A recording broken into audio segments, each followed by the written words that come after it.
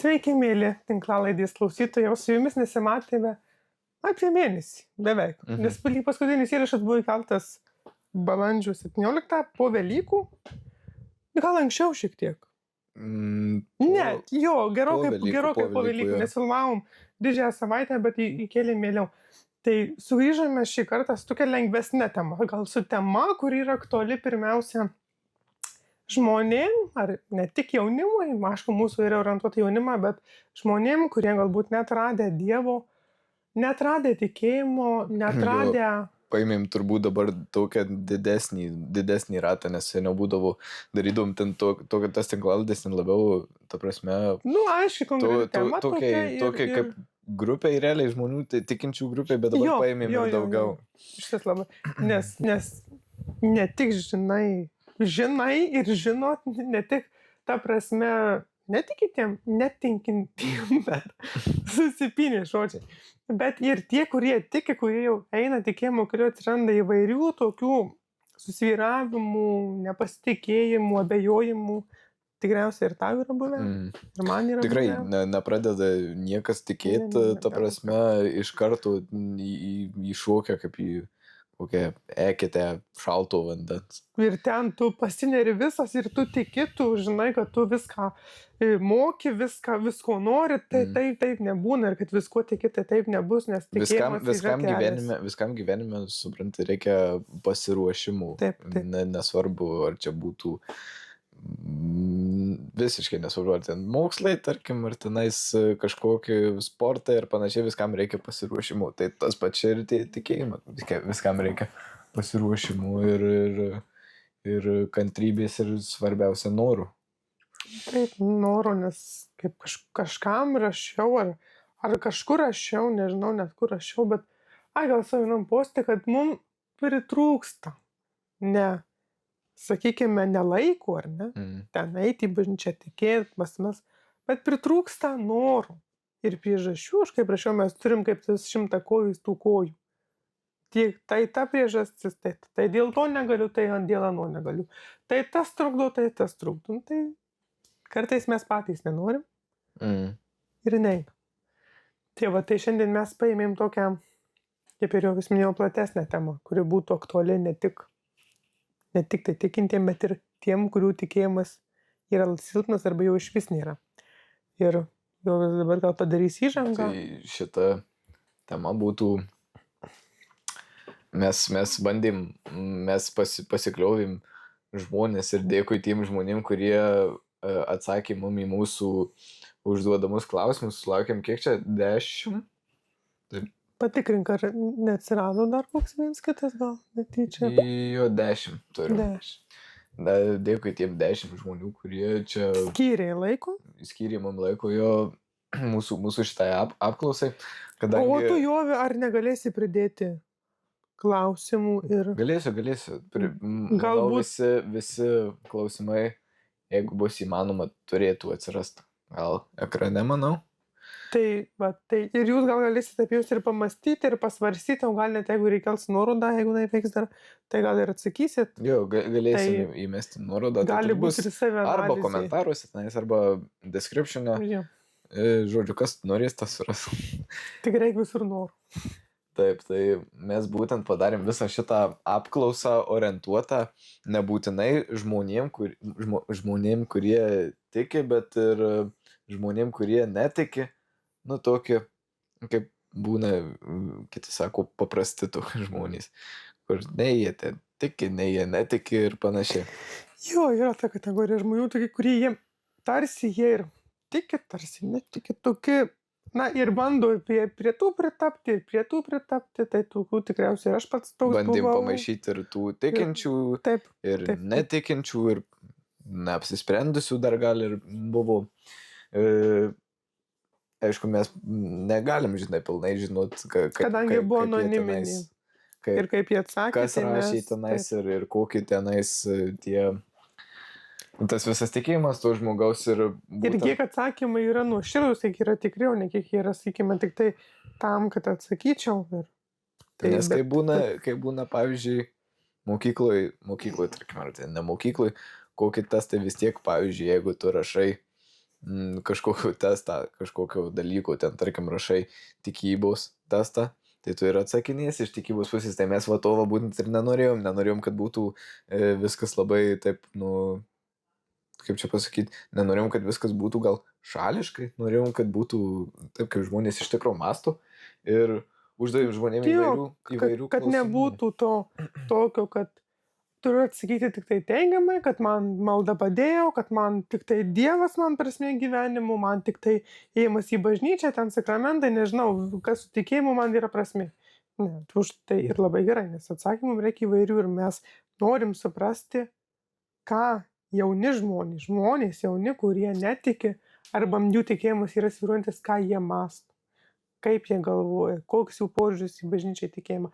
Nes mūsų požiūris yra jums aiškus, jūs žinote, kad mes esame tikintys, nors kaip ir dar po to ir pakalbėsime apie svyravimus ir mūsų tikėjime, tai jų būna, bet kad būtų ta iš tos perspektyvos ir kitos. Taip, tai aš manau, kad realiai galime ir pradėti nuo tų klausimų. Tai pats pirmas klausimas toje apklausoje buvo, kas jums gyvenime suteikia ramybę. Tai realiai iš šitos apklausos galime matyti, kad daugelis žmonių rašė, kad jiem labai svarbu artimi žmonės. Taip, realiai vos ne, kiek čia galima sakyti, 80% šitos apklausos. Kadangi mes namuose darom, tai yra tokie pašaliniai garsai, kurie gali girdėtis. Tai jeigu girdėsis, tai nepykit, bet tiesiog aš iš vis mes, kol čia pasiruošinėjom, tai prisijokėm ir tas jūkas toliau tęsis, tai jūs nekreipkite dėmesio, jeigu aš pradėsiu iš oro juoktis. Man pakėlė nuotaiką. Nors aš po pupo egzaminų, nes aš 10-okas, bet pupa jau praėjau, dabar mes su jumis, viskas yra puiku, ne jau? O man pupų nėra, tai man... Bet jam kiti laukia jo egzaminai, beje, man tik daug pakalbėti. Melskitės už visus žmonės, už jaunimą, kurie laiko egzaminus, kad ateitų ta Dievo ramybė, tas, nežinau, net ir šventoji dvasia, kad tas būtų, tas ramybė, kad nebūtų to streso, nes visur piktoji dvasia veikia. Ačiū, kad meldžiatės. Tai, žodžiu, buvo tas pirmas klausimas, kas jums gyvenime suteikia ramybę ir realiai 80% net atsakovų, nors ir buvo kitur papildymai, buvo papildomų, bet 80% atsakovų rašė, kad jiems svarbiausia yra artimi žmonės. Tai čia būtent ta matyti iš viena iš tokių kaip ramybės, sakykime, priežasčių gali būti, ar ne, artimi žmonės. Ir aš manau, kad tie artimi žmonės yra tikrai labai reikalingas dalykas, kadangi tas, manau, artumas visas, kai tu esi artimas su tuo kažkokio tai žmogum, tai jisai tau duoda tokį kaip, nežinau, kokį vos ne gyvenimo fail-safe, jeigu jau ten kažkas tau atsitiks gyvenime, tai bus... Kas mane pažįsta, žinau, kad aš su anglą nedraugauju, jis draugauja su visom kalbom. Saugikliai kokį, nežinau. Suteikia stabilumo jausmą, nes buvo vienas iš atsakymų, kad gyvenimo prasmė tai yra stabilumas, o pas kitą žmogų buvo stabilumo jausmas. Tai irgi, matyti, yra labai svarbu. Bet tą tikriausiai ir suteikia artimi žmonės, tą stabilumo jausmas, kada tu jautiesi šeimo arba turi draugų artimų, kurie sunkumuose pradeda išgyventi. Tai sakau, fail-safe'as toks yra čia gyvenimu. Jo, toks, nežinau, kaip apsaugojimas, koks, jeigu kažkas atsitinka, tai turi tų artimų žmonių. Kažin, ką mes čia galėtume pakomentuoti net. Bet, tai yra, sujungiamasis sakinys, nereikia orientuotis tik tai į artimus žmonės. Dabar labai nuskambėsiu negražiai, galbūt taip šiurkščiai, nemaloniai, bet pirmiausia vis tiek turi būti Dievas. Nes tik tai grįsti santykiai, nesvarbu, ar tai būtų su antrapusė, ar tai būtų su tėvais, su broliais, su draugais, visur reikia Dievo. Ir sakykite, ką nori, pavyzdžiui, mūsų jau jungia Dievas, tikrai Dievas jungia ir kas be ko. Ir kada, pavyzdžiui, ypatingai santykiuose tarp artimųjų, tarp antrų pusių yra ta Dievo malonė, tas Dievo veikimas, tų vertybių laikymasis, ar ne, gyvenimas pagal Dievo planą, jis padeda sukurti tą ryšį, tą stabilumo jausmą, tuos saugiklius padeda įjungti ir laikyti visą tai jūs įjungus. Tai va yra labai svarbu, kad ne tik tai būtų artimi žmonės, bet ir būtų Dievo. Aišku, čia mes nesakom, kad čia reikia, ta prasme, išmestus visus žmonės, nes Dievas visiems žmonėms davė artimus žmonės nebereikalų. Dievas visus žmonės, absoliučiai visus žmonės žemėje padėjo ant žemės ir į jūsų gyvenimą vien tik dėl to, nes Dievas negalėjau įsivaizduoti to pasaulio be tavęs. Dievas, jeigu būtų nusprendęs, kad šitas žmogus yra ten blogas, ten neatneš čia nieko į tą pasaulį, jis būtų jo net ten nedėjęs, bet Dievas neįsivaizdavo to pasaulio be tavęs, be to tavo artimo žmogaus. Ir įdėjo tą tavo artimą žmogų ir sujungi. Nes jeigu kaip net buvo vienas, dabar Biblijoje viena eilutė, jeigu čia su net nebūtinai su, ten ta prasme, meiliai, kaip ten koks vyras ir žmona, bet tenais kaip ir, tiesiog artimų kažkokia meilė. Jeigu ta meilė yra tikra ir jinai yra iš Dievo, tai jinai Jie bus amžina, ta prasme, jie nežus niekada. Nežus, tai va. Tai manau, kad tai nemanau. Žinau, kad Dievas padėjo visus žmonės ir visus jūsų artimuosius nebereikalų ir jūs tikrai reikia branginti, nes jie yra dovana iš Dievų. Ir tiesiog, jeigu jau gali taip ir atrodyti, kad tas žmogus ten tik tai blogį tau atnešė gyvenimą ar panašiai, tai tikrai taip nėra, nes tas žmogus tave išmokė kažkokius pamokos. Vis tiek, jeigu ir kažkas ten nepavyksta, su kažkuo susipyksti, vis tiek tas žmogus yra... Tai yra santykių augimas. Tas žmogus yra tau padėtas tam, kad tu kažko iš jo pasimokytai. Jau jeigu kažkas nepavyksta, tai reiškia Dievas tau atsiuntė tą žmogų, kad kažką išmokyti, arba kad duot kažkokią patirtį. Ar tiesiog reikia pasikliauti visada Dievo to planą. Ir iš kiekvienų tų tokių neigiamų stacijų, iš tų sunkumų, galima įžvelgti pamokų. Taip, semti, ką Dievas nori pasakyti, kodėl aš suklupau, kodėl kitas suklupo, gal ten kažkas yra, kažkur tokių dalykų, tai vad reikia. Bet, kad tie santykiai būtų gražūs, reikia pasikliauti Dievu, statyti Dievą į centrą ir, aišku, patiems kurti. Toliau turim antrą klausimą, kaip manote, kodėl kai kurie žmonės vengia bažnyčios? Nes tikrai dabar daugelis vengia, pavyzdžiui, manau, ir tu tą patį pasakysi, kad aš daugiau pažįstu jaunimų ir nebūtinai jaunimų, kad ir suaugusių žmonių, kurie, realiai arba, yra tų, ta prasme, proginių tų katalikų, kurie eina per šventes visokias. Ar kai ko nors reikia, sakykime. Jo, bet yra ir tų, kur iš viso neina, ir aš manau, kad tų, kur iš viso net neina, yra daugiau negu tų proginių katalikų. Tai čia yra faktas.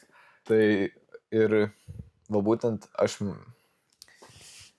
dar realiai net po šitos apklausos net nesuprantu, kodėl tai žmonės neina, nes man tai visa šita buvo, toks vos ne kaip įgimtas dalykas, nes aš nuo mažens labai į šitą ėjau, bet dabar ir galim peržvelgti. Bet yra, tu gerai, kad pasakai apie šitą, po to prieisim, kaip yra įgimtumu.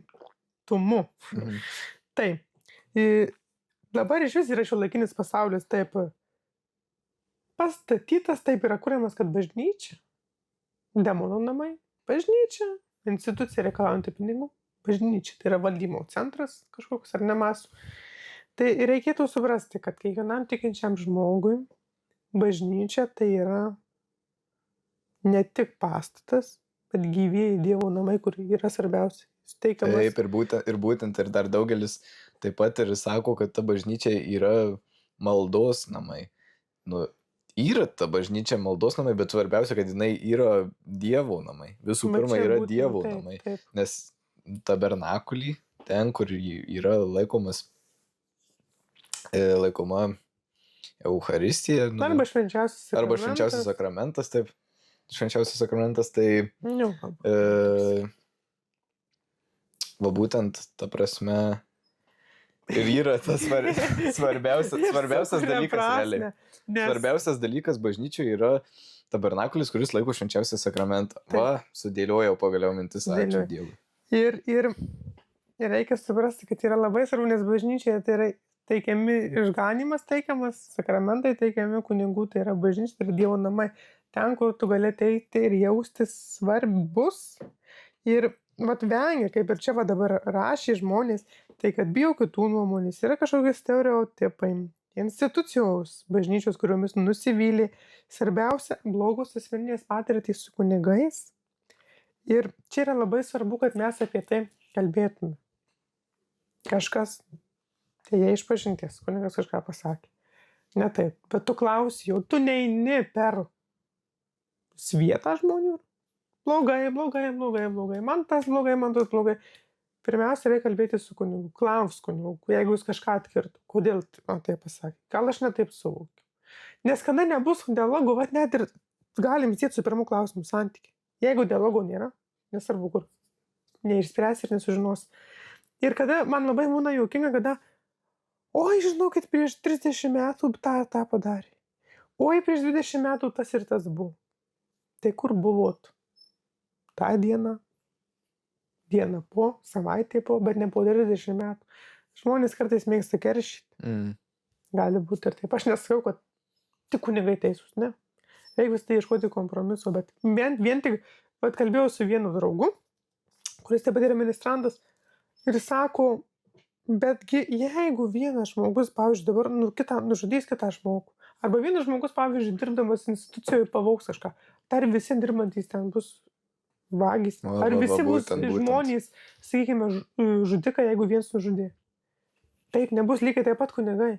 Vienas padarė klaidą, jis suklydo, bet tai nereiškia, kad visi kunigai yra blogi ir visi klysta, ir čia jie yra visiškai atitolę nuo tikėjimo. Tai va, štai irgi reiktų suprasti. Ir kiekvieną situaciją reikia vertinti kritiškai ir nereikia vien tik tai bėgti ir pykčio, nežinau, įniršį skleisti, kaip čia yra blogai, kaip čia man pasakė, ne taip, kaip aš norėjau. Bet ir, žinai, dar ir būna tie, va būtent, čia labai, ta prasme, man ypač kaip ministrantui, tai labai nepatogi tema yra kalbėti, kad labai daug žmonių galvoja, kad toj bažnyčiai yra baisiniai pedofilija. Kad vien pedofilai atrodo, iš pasakojimų ten, jeigu neatsirinksi su kokiu žmogum kalbė, atrodo, kad bažnyčia tai jau kažkoks pedofilų susirinkimas.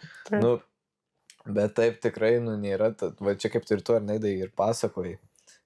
Čia jeigu vienas tas žmogus kažkoks prasikalsta kažkokioj įmonėj, kažkokiam ar darbe, kažkokioj organizacijoje, tai nereiškia, kad ta visa organizacija yra bloga. Taip.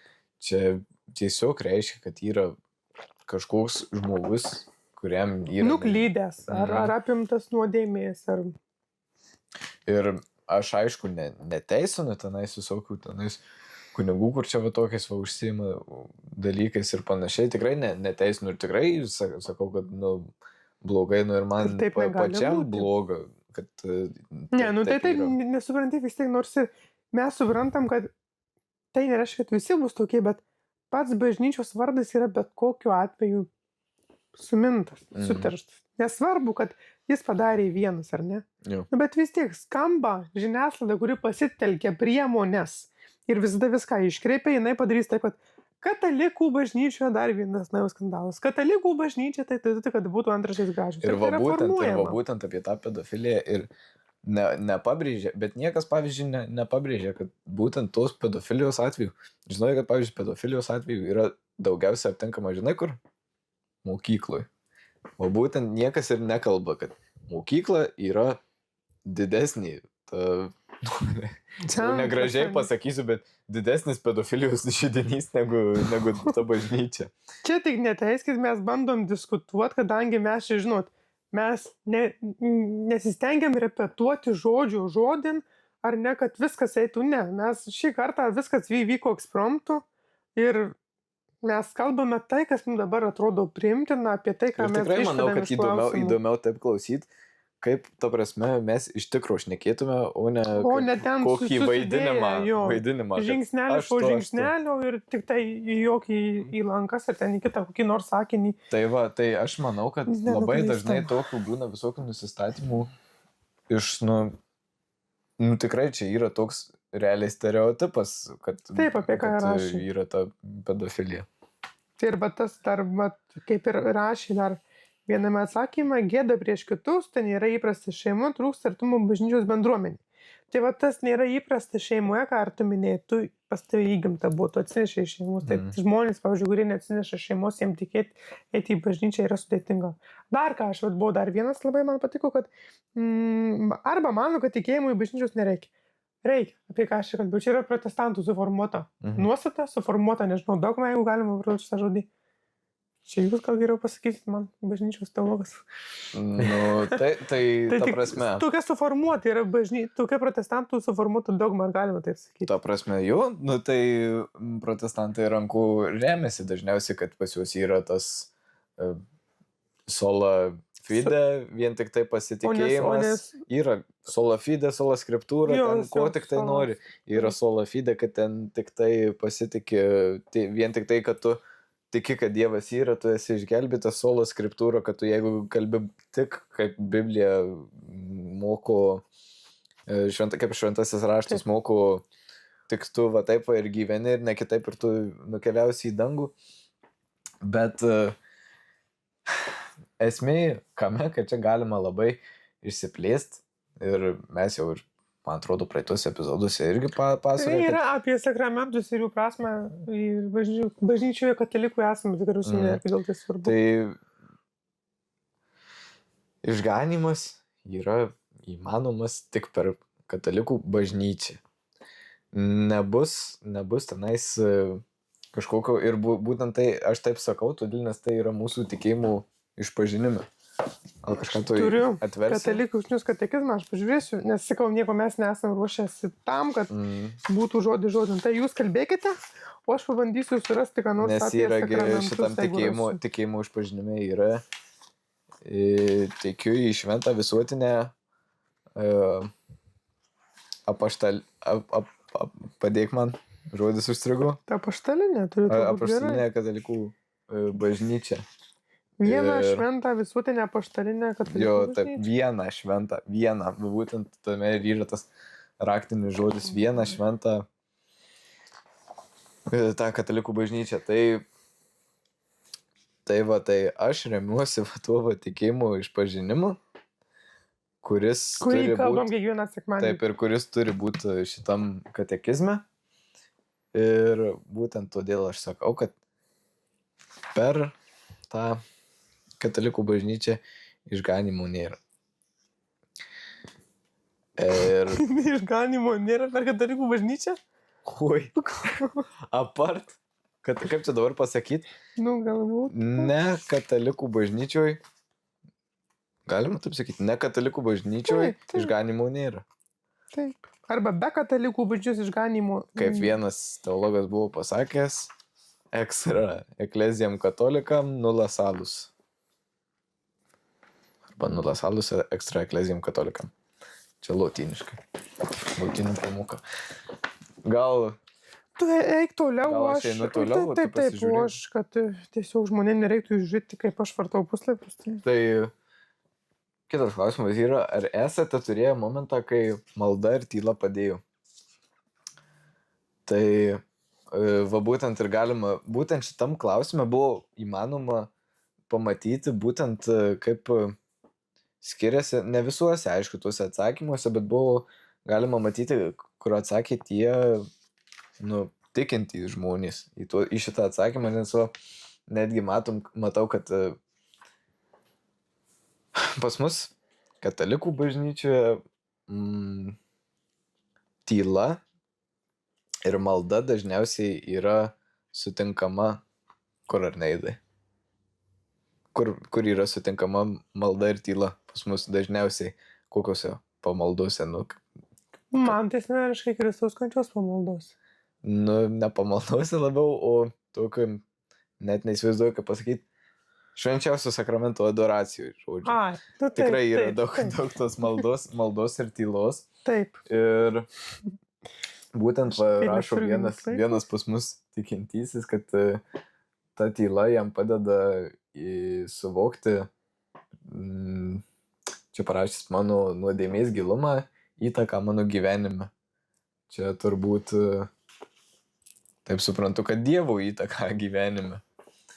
Ar čia nuodėmės įtaką gyvenime, kaip kas supras, taip, kaip kas norės, taip tas supras. Bet į nuodėmės įtaką, kodėl man padeda švenčiausias sakramentas suvokti. Nes mes būnam tyloj, mes būnam su Jėzum, kai jis mus liečia mūsų visas žaizdas. Tuose žaizdos yra nuodėmė. Tai mes suprantam nuodėmės įtaką. Tai va. Kogi juokitės iš manęs. Aš dar dabar greitai jum labai iš antros skirsnio čia Velykų slėpinys bažnyčios sakramentuose trumpą labai sakinį. Viso liturginio bažnyčios gyvenimo centras yra eucharistinė auka ir sakramentai. Tai mums įrodo, kad gyvenimo centras bažnyčios yra sakramentai. Kas yra pats svarbiausias dalykas, kad mes siekiame ir yra čia ir parašyta aiškiai apie išganymo sakramentus, amžino gyvenimo sakramentai. Tai išganymo sakramentai yra 4, 5 yra amžino gyvenimo sakramentai ir tai mums rodo, kad tai yra malonės, kaip ir čia rašo malonės ženklai, kuriais mums teikiamas dieviškasis gyvenimas. Ir tai yra labai svarbu, nes mes siekiame to gyvenimo, kuris būtų grįstas Dievu ir jo malonė. Jo, ir aš manau, kad čia supranti, kai mes... kaip gražiai. Matyti, būtent kai mes supranti, nutolstam nuo tos tiesos, kad išganimas yra įmanomas tik per tą katalikų bažnyčią, kai mes pamirštam net, ką mes per šitą tikėjimo išpažinimą sakom, tai nuo tada realiai aš manau, sutik nesutik su manim, jūs irgi sutikit nesutikit su manim, bet kuo toliau, tuo mes su tokiom savo idėjom greunam mūsų tą bažnyčią. Jeigu mes sugriausim, sulyginsim savo bažnyčią, kad bus galima, kad gal ir galima tada. Tai tada grius visų pirma, kas grius sakramentai, nes kam tų sakramentų? Nes katalikų bažnyčia ir išlaiko sakramentai. Nes jeigu įmanoma be sakramentų gauti išganimą, tai kam tų sakramentų tada? Pradės griūt sakramentai ir kas be sakramentų gaunasi? Niekas. Tai va. Ir sugriūna visas sugriuvasi katalikų bažnyčia. Jei be sakramentų, tai būtų pas mus bažnyčia, tai turbūt pastatas tik. Ne, tai būtų tik pastatas, būtų, kai buvo sovietmečiu, būtų, kai buvo sovietmečiu. Koks nors, sakykime, koncertų salė, paroda, nežinau, sandėlys netgi, arba šis pastatas. Taip. Šventos Onos bažnyčia buvo vienu momentu, dabar tik neatsimenu, kuriuo laikotarpiu, bet buvo šitas sandėlys. Žinai? Ne. Tai jinai yra gana maža, tai jeigu mes to siekiame, ir su tokius, kai kuriais mąstymais, kai kuriamis klaidomis tikėjime ir liturgijų klaidos, jos veda prie tokio nestabilumo, kurio reikia visur, net ir katalikų bažnyčių. Ar pristatei statistiką? Tai aš truputėlį dar pakalbėjau apie tą maldą ir tylą, tai va, čia sako vienas tas tikintysis apie tą švenčiausio sakramento adoraciją, kad leidžia jam apmąstyti tą jau nuodėmės gilumą. Ir va dabar ir prieisim prie, kaip čia net galima pasakyti, tos aplamai visos statistikos. Ar esate turėję momentą, kai malda ir tyla padėjo?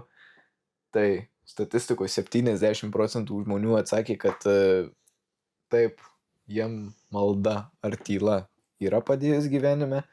Ir kad ir kaip keista būtų, man keista tikrai. Yra žmonių, kuriem ta tyla nepadėjo. O pavyzdžiui, Neidai, yra tau, kad malda padėjus gyvenime? Taip. Tai gerai. O dabar... Aš jau norėjau išsiplėsti. Palauk. O dabar pakalbam tada, o tyla, pavyzdžiui. Taip, nes man, pavyzdžiui, ypatingai buvimas rekolekcijose pas seseris vienuolyne, tai labai ta tyla, kada tu būni koplyčiai prieš švenčiausią sakramentą, tyla jinai veikia raminančiai. Ir žinot, tikriausiai reikia tylos, kad būtų malda. Nes pirmiausia pradedi nuo tylos, nuo buvimo, susikoncentravimo, tik žvelgi, tada ateina ir malda, nes aš kaip sakau, ateina pašaukimai ir žmonių gyvenimus, jie neteina. O, čia chaosas, mano galvoje chaosas, mieste chaosai, visur chaosai gyvenu, neteis. Visur reikia tylos, kad per tylą, per maldą pasibelstų Dievas. Ir man irgi, kaip ir jau visakė, man labai keista, aš sakau, bet tai kaip gali būti, sakau, kad nepaliedus. Aišku, aš nežinau amžius, bet tai vėlgi yra jaunimas, tas amžius, sakykime, ribotas ar ne ribotas, tai pasme jau yra paimtis maža. Tai man keista, kad nėra palietus malda. Nes gyvenime būna daug įvairių situacijų ir Dievas kartais, sakau, veikia labai per sudėtingas situacijas, bet kada tu jau sen nurimsti, įžvelgi, tai ateina ir suvokimas, ką kalbėjai, reikia, kad būtų įprasminta ta, ar kančiai, suvoktenai, ar kažkokie išbandymai. Taip ir pašaukimai, aš manau, man neleistų meluoti, jeigu kas nors iš dvasininkų, ar galbūt seserį stebi, nes tekia, viena mums seseris sakė, kad juokiesi. Ne, tai aš džiaugiuosi. Ačiū tom mūsų vienuolė, mūsų seserim, kurios žiūri mūsų video. Mums patinka, kad mes galim jum kurti video. Taip, net ir jūs sužavėt kažkuo jauni, kai jūs esate brandžiaus tikėjime, mums galite ir šviečiate jaunimą, galim sužavėti. Tai va, ir aš manau, kad tas pakvietimas ateina į tą vienuolinį gyvenimą, į tą kunigystę ir ateina per pirmiausia tyla ir malda. Tai aš manau, kad tyla ir malda yra labai svarbus gyvenime dalykai. Taip, tai va, bet mane vis tiek ta statistika kažkaip neramina. O pagalvok, jeigu būtų 100 atsakymų, tai tų būtų ne žymiai daugiau. Nu, tikrai turbūt būtų buvę tų nedaug. Jeigu nežinau net ką daryti. Aš tai manau, kad pirmiausia reikia atrasti žmonių, kaip ir rašė, bendruomenės trūkumas, tai yra vienas iš kriterijų. Pirmiausia, atrasti žmonių, kurie jūs vienė su tikėjimu, kurie jūs galbūt norit eiti į tikėjimą, keliauti tuo tikėjimo keliu, tai jūs pirmiausia turite atrasti žmonių, kurie juo eina. Kad įsikiptumėte į tą ranką, į tą parankę, kad jaustumėtės tvirtesni, žinoma. Kartais Dievas pats ima ir atsiunčia. Kartais net ir per žmonių. Jis ateina per tuos pačius išbandymus, per kažkokius įvykius, stebuklus, per išgyvenimus, per patyrimus teigiamus. Ateina Dievas, kartais nereikia tų žmonių. Bet jeigu taip yra, kad netėja, tai imkite žmonės, ar artimuosius, ar draugus, kurie jeigu yra tikintys. Čia ir mano draugam tokia pasiūlymas, imkite mane ir klauskite, eikime, gal aš jūs... Visiems, kas žiūri mūsų tiem draugam. Taip. Čia visiems tikrai, aš nežinau, jeigu net yra kažkokių tais žiūrovų, kur ten ar jaučiasi tikėjime tenais vieniši ar kažką, visada prisiminkit, kad mes turim Facebooką. Taip. Mūsų Facebook'e eina spaust ant žinučių. Rašykit. Mums galima rašyti net. Ir mes kažkuris atrašysim. Patart ko nors, nes mes nei viską žinom, ne. Bet galbūt mes pasidalinsim savo asmeniniu liudijimu. Nes tikrai pas mus ta pašto dėžutė pas mus ministrantų pokalbiuose, tai tikrai nėra tokia pilna, kaip jūs galvojate. Tikrai ne. Ir tikrai mes turėsim laiko tenais atsakyti ir patart kažką iš mūsų patirties, nes pavyzdžiui, aš nežinau, kaip tu ar neįdu, bet aš realiai, kai pradėjau va čia taip jau įsivažiuoti į tą tikėjimą, tai realiai aš tų labai daug ramščių ir neturėjau. Aš turėjau šeimą ir ministrantus. Bet pas tave labai yra šeimoje gilus tikėjimas. Taip, tai pas mane šeimoje, ta prasme, yra tas gilus tikėjimas, bet pas kai kuriuos irgi būna tas gilus tikėjimas ir vis tiek nieko nebūna. Ir aš manau, kad mane būtent kas va ir įtraukė į tą bažnyčią labiau, tai va tas va ministrantas, tai ką ir mes va antras iki net ir pakalbam, kad reikia būtinai tos bendruomenės, tą bendruomenę turėti. Ir va, mus irgi sakau, ir mus pačius artinu, ir tą tikėjimą, tą gilumą, tai labai šitas mūsų kūriamas turinys, nes tu turi vis tiek darbą pasidomėti, tau nereikia ruoštis ten, sakykim, kaip mes dabar nesiruošia, bet tu tiesiog tu šiaip nuolatos skaitai kažką, kad tu pats tobulėtum, kad tavo užprusimas dėtų, kad tu kažką galėtum daugiau papasakoti žmonėm.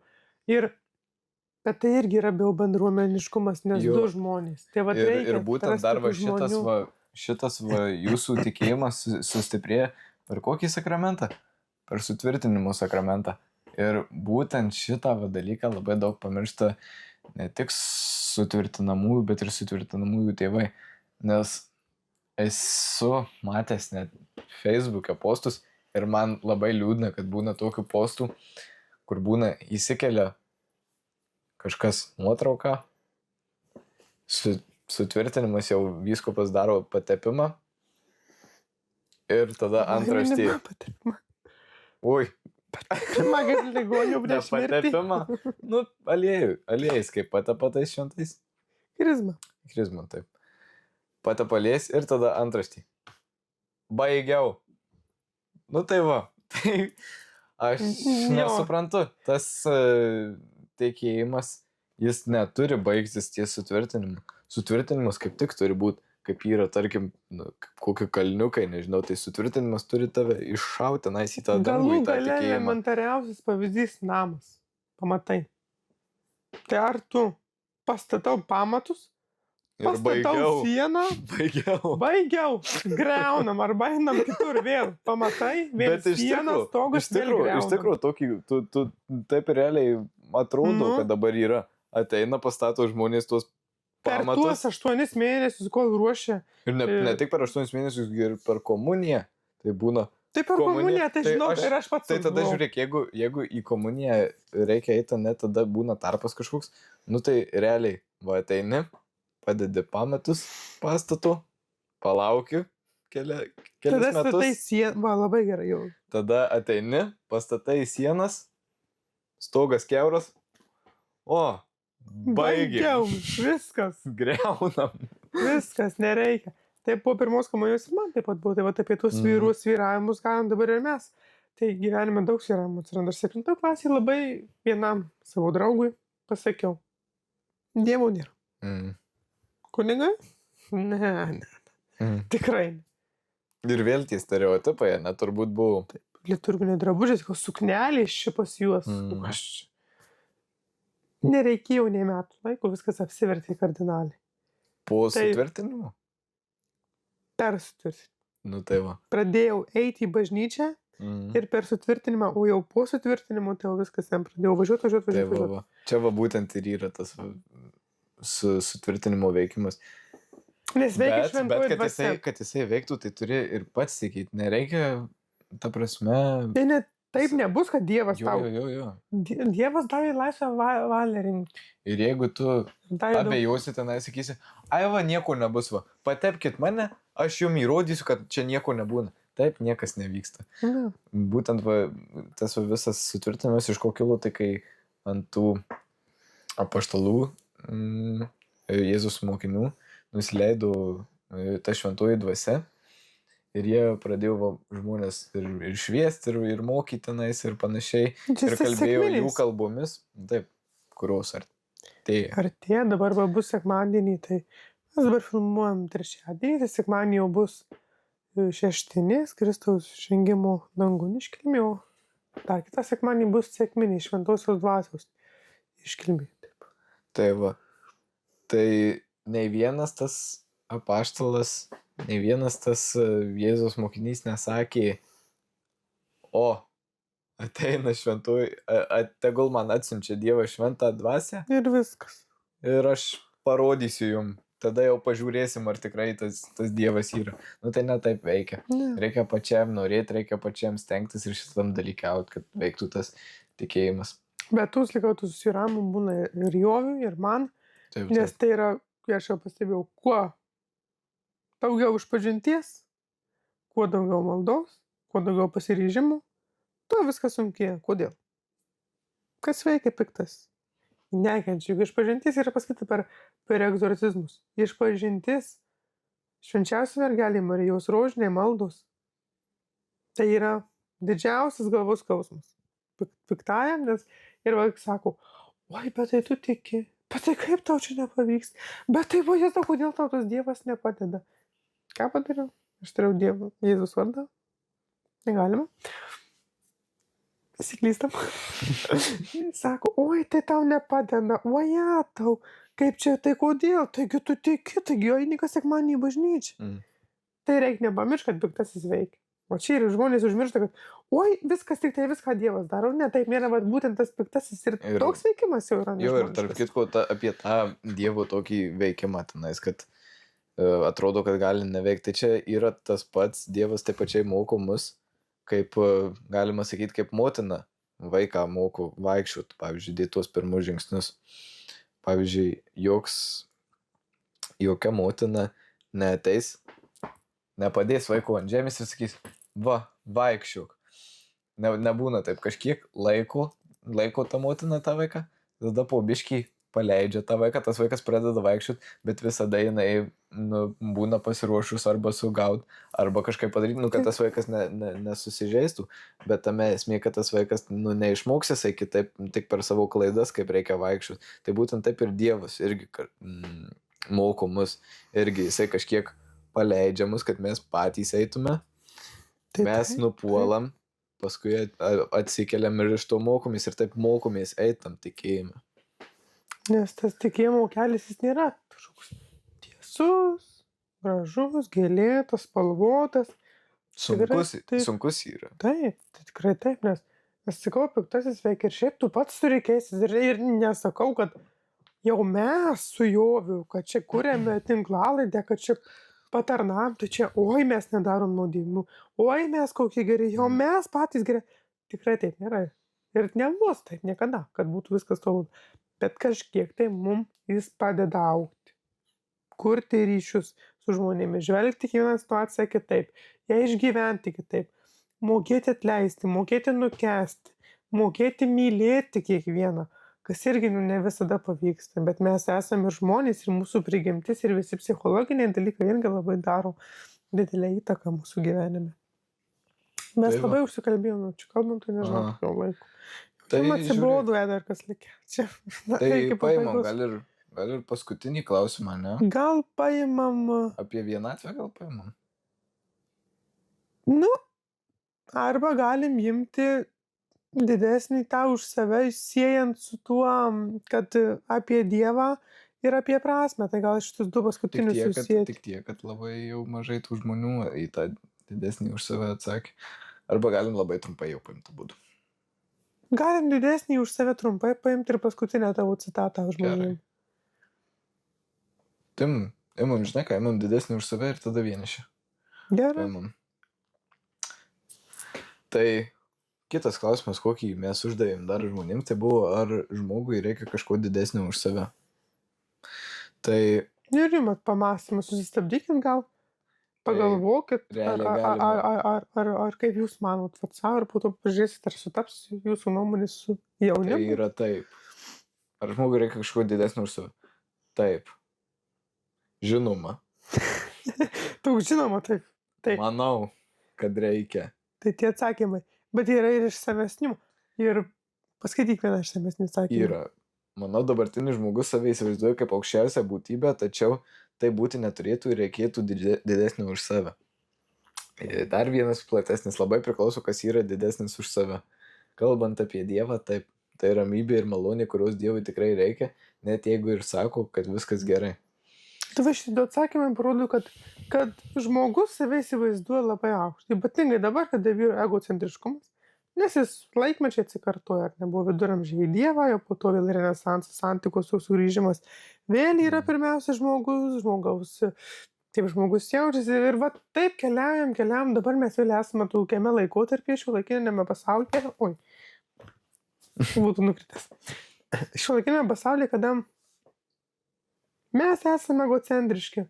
Mum viskas, man viskas, aš pats geriausias, man Dievo nereikia, aš pats savo likimo kalvis, likimas, viską aš pats valdau, viską kontroliuoju, manifestu.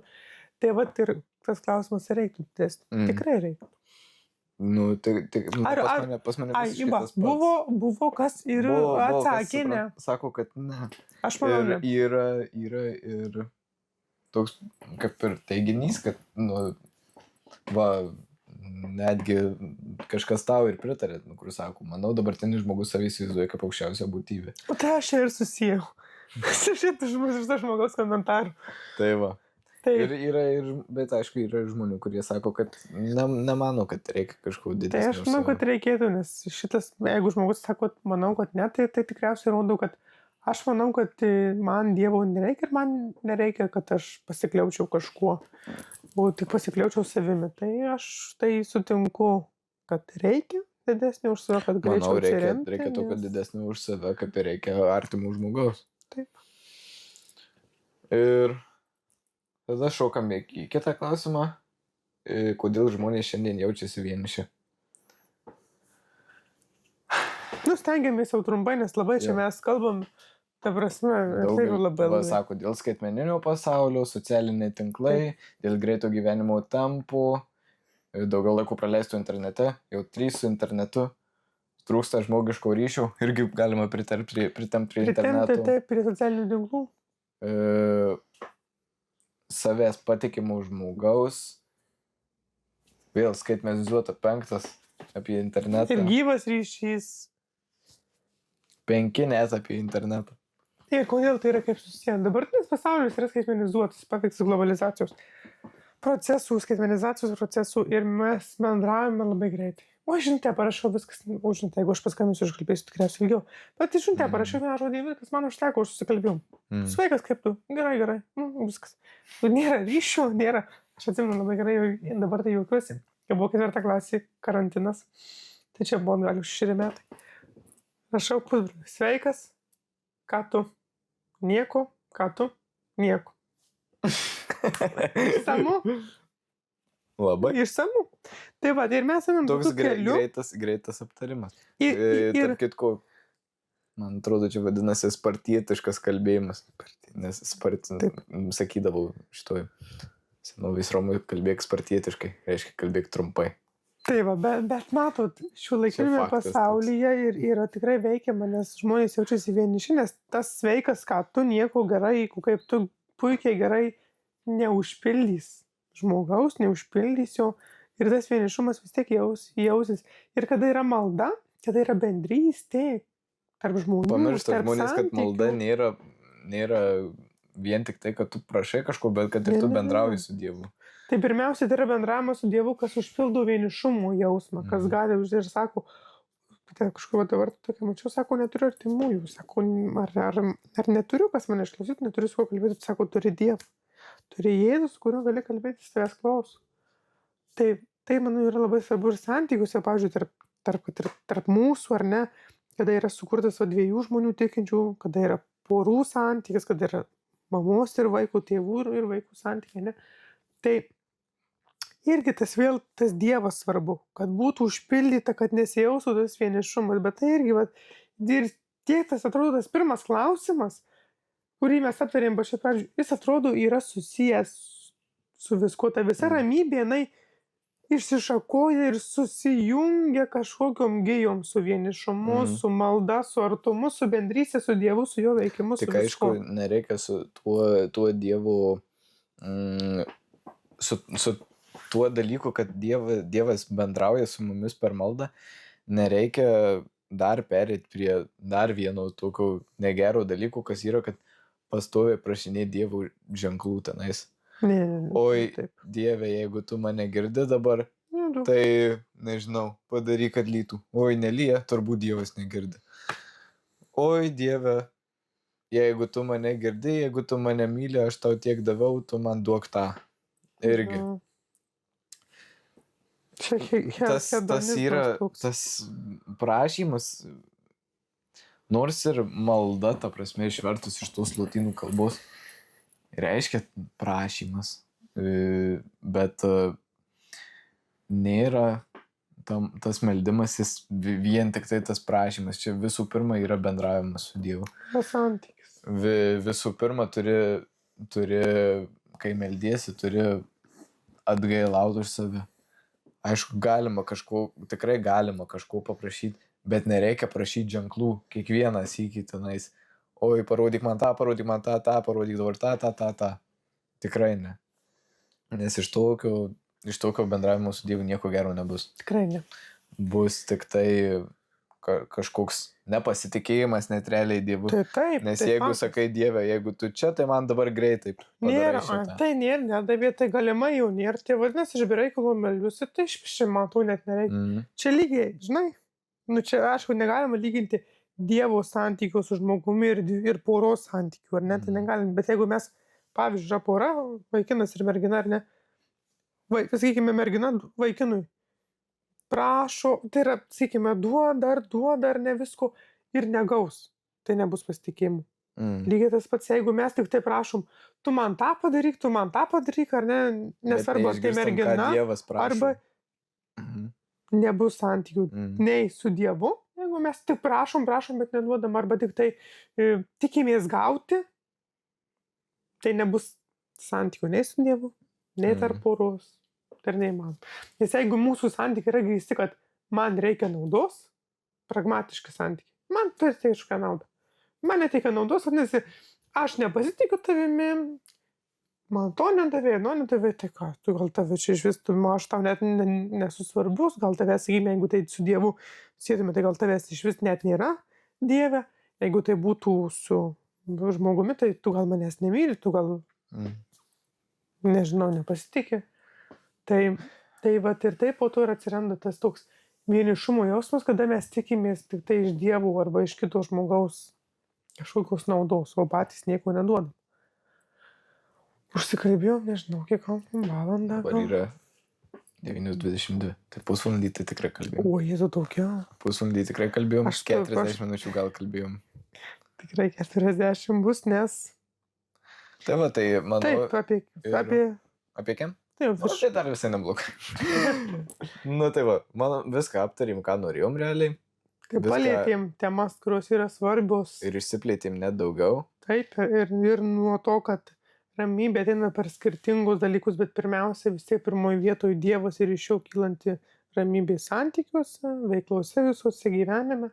Apskritai ir palėtėme iki tokių dalykų, kad iki bažnyčios gilumų ir kodėl tai yra svarbus. Ir kaip mums siekti ir suprasti, kad net ir tikintiems žmonėms nėra lengva eiti keliu ir būna visokių kliūčių. Taip. Ir aš nežinau, kaip čia užbaigti šitą mūsų epizodą. Manau, jog reiktų kažką patarti, pasakyti žmonėm, kurie nebūtinai gal tikintys ar panašiai, arba gal kažkuo abejoja. Aš manau, pasakyčiau taip labai, mes dažnai duodam kitiems žmonėm antrų šansų ir panašiai. Tai prašau tiem žmonėm, kurie yra gal nusisukę nuo tikėjimų ar panašiai. Čia gal yra ženklas tas iš Dievo, kad reikia gal sugrįžti pas jį. Taip, prašau, duokit Dievui šansą. Prašau. Ir aš patarčiau rasti žmogų, kuris galbūt jums padėtų priartėti prie Dievo. Arba nueiti tą bažnyčią. Dieve, stiprink mane. Atvesk mane į tą mano kelią, leis man tave pažinti, atidaryk tą mano širdį, kad sklistų tavo meilė, tavo malonė, kad aš ją priimčiau. Kartais reikia mums žengti, tik nelaukti ir nesėdėti, kol padės Dievas ant lėkštutės tikėjimą stiprų, tai taip nebus. Tai aš linkiu nepasiduoti, kai yra sunku, eiti, stengtis, ieškoti, norėti ir atrasti. Ir kaip minėjo mūsų ta ministrantų pokalbių, pašto dėžutė yra atvira. Facebookas. Taip, Facebookas. Jaunimas naudojas Instagram. Rašykit Instagram. Mes atsakysim, tik mums būtų smagu sulaukti klausimų. Tikrai norėtume ir atsakyti kažką ir gal patart kažką. Norėtųsi, galbūt net ir mus priverstumėt susimastyti, o ką aš daryčiau, o kaip vat man reiktų atsakyti, o kaip aš tą išgyvenau.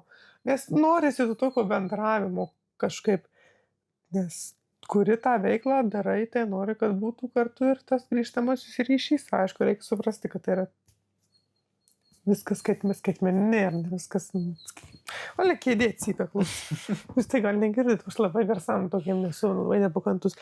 Tai vat, manau, kad galime mes užbaigti, užsikalbėjome, bet tikriausiai palėtėm temas, kurios yra svarbios šiuolaikinėme pasaulyje ir tikimės, jog buvo naudinga. O aš dar, sakysi gal ką nors dar? Ne, jau viskas. Aš dar pristatysiu, kabutėse pristatysiu. Kadangi jau nauja, taip greitai man mintys šiandien. Liepos mėnesį, kaip žinote, prasidės Palaiminto Jurgio Matulaičio atlaidai Marijampolėje, Švento Arkangelo Mykolo bazilikoje, tad kviečiame planuoti laiką ir atvykti pas Palaimintą Jurgį Matulaitį, padėkoti už Dievą už jį, paprašyti malonių, stiprinimo, nes tai yra vyras pagal Dievo širdį, kaip sakė Jonas Paulius II, kai jį beatifikavo. Tai kviečiame aplankyti ir Lūginę gimtąją jau tėviškę ir tikrai semtis iš Palaiminto Jurgio Matulaičio daug šaltinių, jėgų, nes man labai Matulaičio atlaidai yra kažkas tai tokio neįkainojamo, nesuprantamo žmogaus protų, nes man labai daug atnešė ir teigiamų malonių žmonių ir net kaip aš miniu, kad angina. Sugebėjau su visus atlaidus prabūt su angina, bet temperatūros, ko gyvenime nėra buvę man.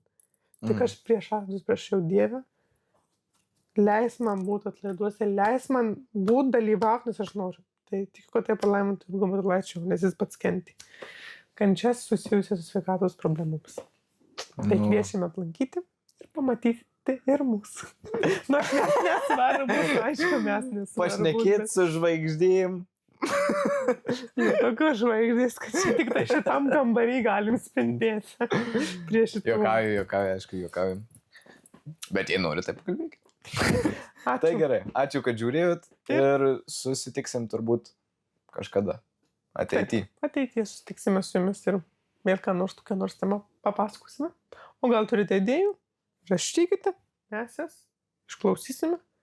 Galbūt jomis ir pasinaudosime.